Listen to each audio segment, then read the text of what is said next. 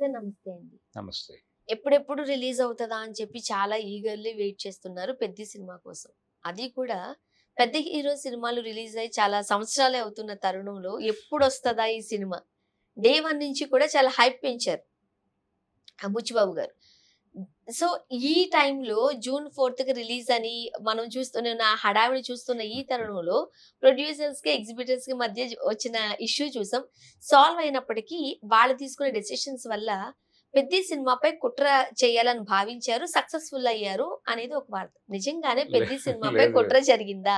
ఇప్పుడు 'పెద్ది' మీద కుట్ర ఏం జరగలేదు. కుట్ర జరిగింది అని నాగవంశీ గారు ప్రపంచానికి ఫోకస్ చేసే ప్రయత్నం చేశారు తప్ప, 'పెద్ది' సినిమా వాస్తవానికి వాళ్ళు 'పెద్ది' సినిమా రిలీజ్ టైం కల్లా మాకు పర్సెంటేజ్ ఇస్తే, హ్మ్. ఆ సినిమాకొచ్చే వసూళ్లలో మేము కొంచెం లాభాలలో భాగం పంచుకుని, మా థియేటర్‌లను మేము స్ట్రెంథెన్ చేసుకుంటాము అని అడిగారంతే. అది నెరవేరలేదిప్పుడు. ఓకే. నిజానికి ఎగ్జిబిటర్లు బాధపడాలి. ఇప్పుడు ఎగ్జిబిటర్స్‌కి అన్యాయం జరిగింది. ఎగ్జిబిటర్‌లకు అన్యాయం జరిగింది డెఫినెట్‌గా. అంటే 'పెద్ది' నుంచి గనక పర్సెంటేజ్ ఒక పద్ధతిలో, ఒక రేషియోలో అనుకుని కమిటీ వేశారు. అంటే నిన్న చాంబర్‌లో జరిగినటువంటి సమావేశంలో వాళ్ళు ఎగ్జిబిటర్లని, ప్రొడ్యూసర్లని, డిస్ట్రిబ్యూటర్లని, వివిధ ట్రేడ్‌లకు సంబంధించిన వాళ్ళని అందరినీ కూర్చోబెట్టి మాట్లాడి ఒక 15 మందితో ఒక కమిటీని వేశారు. అంటే ఈ పర్సెంటేజ్ విధానాన్ని ఎలా ఇంప్లిమెంట్ చేయాలో ఒక రూపకల్పన చేయండి అని ఒక 15 మందితో కమిటీ వేసి, ఆ కమిటీ నివేదిక ఒక 2 నెలల్లో ఇవ్వాలి అని ఒక టైమ్ బౌండ్ పెట్టారు. హ్మ్. ఆ టైమ్ బౌండ్ పెట్టారంటే ఈ 2 నెలల్లో విడుదలయ్యే పెద్ద సినిమాల తాలూకా రెవెన్యూస్ వీళ్ళకి రావు. ఏ సినిమా ఇప్పుడు 'పెద్ది' సినిమా రిలీజ్ అయిపోతోంది జూన్ 4కి. అప్పటికి వీళ్ళ నివేదిక రాదు. కాబట్టి దానికి రెంటల్ పద్ధతిలోనే వెళ్ళక తప్పదు వీళ్ళు. వెళ్ళకపోతే మళ్ళీ చిరంజీవి గారి సినిమాకి, చిరంజీవి గారి అబ్బాయి సినిమాకి వీళ్ళందరూ మోకాలు అడ్డు పెట్టారు అని గొడవ చేస్తాడాయన. అంటే గతంలో జరిగింది కూడా ఇదే. వీరమల్లు టైంలో కూడా ఇదే గొడవ జరిగింది. పవన్ కళ్యాణ్ అంతటి వాడి సినిమా రిలీజ్ అవుతుంటే మీరు థియేటర్‌లు మూస్తారా అని ఓపెన్‌గానే మాట్లాడారు. అవును. ఈ మాట స్వయంగా పవన్ కళ్యాణ్ గారే అన్నట్టుగా కూడా బయటకొచ్చింది. ఇప్పుడు అది అధికారిక సమాచారం కాదు గానీ ఆయన హ్మ్. అన్నట్టుగా ప్రచారం జరిగింది. సినీ ఇండస్ట్రీలో ఒక పెద్ద తలకాయలాగా ఉన్నారు చిరంజీవి గారు. ఇప్పుడు చిరంజీవి గారు ఒక మాట అంటే ఇండస్ట్రీ అంతా ఆగే పరిస్థితి కనిపిస్తోంది అంటున్నారు. కానీ వాళ్ళ ఇంట్లో సినిమాలు రిలీజ్ అవుతున్నప్పుడే ఈ లొల్లులు చూస్తూ ఉన్నాం. అంటే అంటే పె కావాలని ఎవరైనా చేస్తున్నారా? లేదు లేదు. 'పెద్ది'కి సంబంధించి ఆయన మైక్ ముందు అన్నాడు నాగవంశి. అంటే మీరు ఎవరిని టార్గెట్ చేస్తున్నారు? 'పెద్దినే' టార్గెట్ చేస్తున్నారు కాబట్టి, చిరంజీవి గారి అబ్బాయి సినిమా రిలీజ్ అవుతుంటే మీరిలా గొడవకి దిగుతారా? అని చిరంజీవి గారి దగ్గరికెళ్లి చెప్తాం మేము అని గూడా అన్నాడాయన.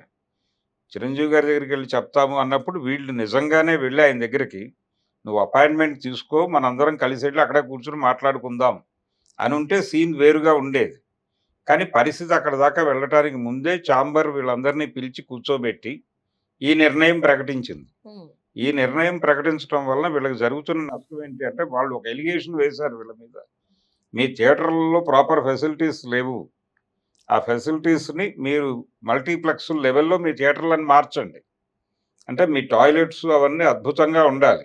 మీ థియేటర్‌లు స్వర్గధామాలుగా ఉండాలి. అలా మీరు చేస్తే మేము పర్సెంటేజ్ ఇస్తాం అని చెప్పారు వీళ్ళు. ఎవరు? మైత్రి రవి గారు, ఈ సితార నాగవంశి గారు. వంశీ గారు. చెప్పారు బానే ఉంది. కానీ వాళ్ళేమన్నారు? మీరు ముందు పర్సెంటేజ్ పద్ధతి మొదలుపెట్టి మాకు రెవెన్యూ వచ్చేలా చేయండి. ఆ డబ్బులు పెట్టి మేము బాగు చేయించుకుంటాం థియేటర్లు. హ్మ్. ఏమీ లేకుండా ఇప్పుడు మళ్ళీ బయట నుంచి డబ్బులు తేవాలంటే మా వల్ల అయ్యే పని కాదు. కనుక మీరు ఇప్పటి నుంచి మొదలుపెట్టండి అని అడిగారు. అదే జరిగి ఉండాలి. నిజానికి చాంబర్ ఆ నిర్ణయం తీసుకుంటే బాగుండేది. దీనికి కమిటీ వేయాల్సిన అవసరం లేదు. ఇది దాదాపు సంవత్సరాల తరబడి జరుగుతున్నటువంటి గొడవ. ఈ రోజున కొత్తగా వచ్చిన గొడవ కాదు. ఒక పెద్ద సినిమా రిలీజ్ అవుతున్నప్పుడే వీళ్ళెందుకు మాట్లాడతారంటే, ఆ సినిమా మీదొచ్చిన డబ్బులు పోతాయేమో అని భయంతో. భయంతో. ఆ భయంతో అవి వస్తే మనం ఏదైనా బాగుపడొచ్చు అని ఆశగా అడుగుతారు. వీళ్ళేమో ఆ పెద్ద సినిమాని అడ్డుకోవడానికి ట్రై చేస్తున్నారు వీళ్ళు. ఆ పెద్ద సినిమా పాలిటి విలన్లు ఈ సింగిల్ స్క్రీనోళ్ళు అని ఒక బ్రాండ్ ఏసేస్తున్నారు వీళ్ళ మీద. కానీ సింగిల్ స్క్రీన్‌లు బతకాల్సిన అవసరం అయితే ఉంది. బట్ ఇంతకుముందు మనం మాట్లాడుకున్నట్టుగా ఇదే విధానం గనక ముందు ముందు వెళితే సింగిల్ స్క్రీన్‌లు ఇంకుండవు. ఉండవు. వాళ్ళు ఆల్రెడీ వెళ్ళిపోతున్నారు. వెళ్ళిపోయే కొద్దిపాటి థియేటర్లు ఉండటం కోసం ఏం చేయాలని అడుగుతున్నారు వాళ్ళు. హ్మ్. అలాగే గిల్ట్ ప్రొడ్యూసర్లు కాన్షియస్‌గా సింగిల్ స్క్రీన్స్‌తో మనకు అక్కర్లేదు. మల్టీప్లెక్స్‌లు చాలు అనేటువంటి మూడ్‌లోకొచ్చేసినట్టుగా కూడా కనిపిస్తోంది. బాధాకరమైన విషయం ఏంటి అంటే సింగిల్ స్క్రీన్ వాళ్ళు కావాలని ఈ పరిశ్రమ నుంచి వెళ్ళిపోవాలని అనుకోవట్లేదు. మనం వాళ్ళు నోట్ వాళ్ళు చేసుకోవాలి ఈ అనుకోవట్లేదు. పాయింట్. వాళ్ళు సెంటిమెంటల్‌గా అటాచ్ అయ్యి ఉన్నారు. అటాచ్ అయ్యారు. సినిమాలు వాళ్ళ థియేటర్‌లలో ఆడాలని ఇష్టపడుతున్నారు. ఉండాలి మేము కూడా బతకగలగాలని ఆశపడుతున్నారు. అదే వాళ్ళ వాళ్ళ ఆశని వీళ్ళు చంపేస్తున్నారు కదా! వాళ్ళ ఆశను చంపుతున్నారు. వాళ్ళు అడుగుతున్న దానిలో తప్పేమీ లేదు. చాలా న్యాయబద్ధమైన కోరిక. హ్మ్. రెండోది వాళ్ళు చాలా ఓపెన్‌గా చెప్తున్న మాట ఇప్పుడు పెద్ద హీరోలందరూ పాన్ ఇండియా సినిమాలే చేస్తున్నారు. ఈ పాన్ ఇండియా సినిమాలు హిందీ బెల్ట్‌లో రిలీజ్ అవుతున్నాయి. తమిళ్ బెల్ట్‌లో రిలీజ్ అవుతున్నాయి. అక్కడ ప్రతి థియేటరు పర్సెంటేజ్‌లోనే నడుస్తోంది.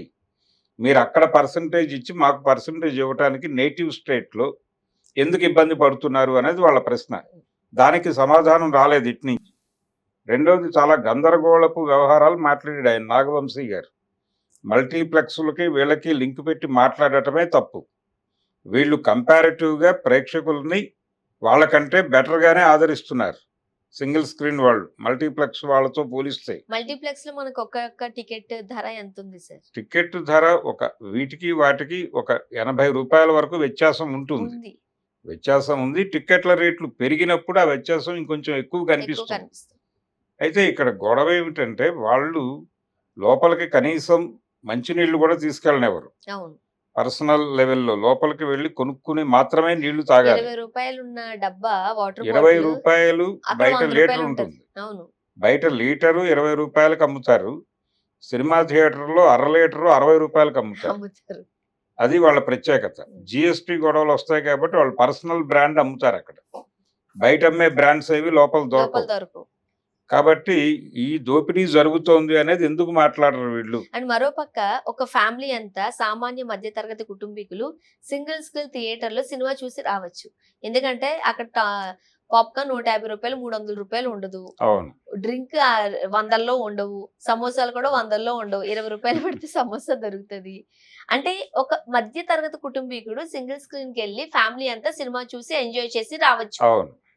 అలాంటప్పుడు ఆ ప్రేక్షకుల్ని టార్గెట్ చేసి ఇది డెవలప్ చేశారనుకోండి, కొంచెం ఆడియన్స్ అటువైపు మళ్ళే అవకాశం ఉంది అవును. కదా! అంటే సినిమాని ప్రేక్షకులు థియేటర్‌లో చూసే వాతావరణం కావాలి మీకు. కల్పించాలి. మీరు థియేటర్‌లను ఇబ్బంది పెట్టకండి. సినిమాని మీరు మల్టీప్లెక్స్‌ల్లోనే చూడాలి అంటే గనక ప్రేక్షకులు థియేటర్‌కి రావడం మానేసి వాళ్ళు ఫోనుల్లో సినిమాలు చూసుకుంటారు. కాబట్టి మీరు ఫోనుల్లో చూసే వాళ్ళ సంఖ్య తగ్గించాలి అనుకుంటే సింగిల్ స్క్రీన్‌ని బతికించాలి. లేదంటే ప్రభుత్వం ఇంటర్వ్యూన్ అయ్యి కమ్యూనిటీ థియేటర్లు కట్టాలి. హ్మ్. కమ్యూనిటీ థియేటర్లు కట్టడం ఒక మార్గము. సింగిల్ స్క్రీన్స్‌ని ఉన్న మేరకు బతికించుకోగలగటం ఒక మార్గం. ఈ 2 మార్గాల్ని వదిలిపెట్టేసి వీళ్ళు మల్టీప్లెక్స్ వైపు ట్రావెల్ అవుతున్నారు ప్రొడ్యూసర్లు. ఇది ప్రమాదం. మల్టీప్లెక్స్‌లకి జనం వెళ్ళటం లేదు అనేది అర్థమైపోయింది. అవి ఈవెంట్ సెంటర్‌లుగా మారుతున్నాయి నెమ్మదిగా. అంటే ఇటీవల కాలంలో ఒక్కరోజు 9 షోస్ క్యాన్సిల్ అవుతున్నాయి. ప్రతి మల్టీప్లెక్స్‌లోను. కాబట్టి జనం లేరు. జనం రావడం లేదు అక్కడికి కూడా. భయపడుతున్నారు. అవేమో ఆడియన్స్ పట్ల చాలా శత్రుభావంతో ఉన్నాయి. అందుకని థియేటర్ ఆడియన్స్ ఫ్రెండ్లీగా ఉన్న థియేటర్స్‌ని ఏదో మేరకు బతికించుకోగలిగితే థియేటర్‌కెళ్ళే జనాలు ఉంటారు ఇంకా. చాలా థియేటర్లు బెటర్‌గానే బాగు చేశారు. అవును. బాగు చేసుకున్నారు. వాళ్ళ పద్ధతిలో వాళ్ళకి కూడా వచ్చిన ప్రేక్షకుల్ని ఇబ్బంది పెట్టాలని ఉండదు గదా! ఒక మేరకు వాళ్ళకి సాధ్యమైన మేరకు బెటర్ ఫెసిలిటీసే ఇస్తున్నారు. వీళ్ళు వాంటెడ్‌గా వాళ్ళ మీద దాడి చేస్తున్నారు. దాడి చేస్తారు. ఈ దాడి దుర్మార్గం గురించి ఎవరు మాట్లాడలేదు నిన్న అక్కడ ఛాంబర్‌లో జరిగిన మీటింగ్‌లో. ఎగ్జిబిటర్లకైతే నిన్నటి ఛాంబర్ నిర్ణయం ఇబ్బంది కలిగించిన మాట వాస్తవం. చూద్దాం. Thank you so much sir. Thank you.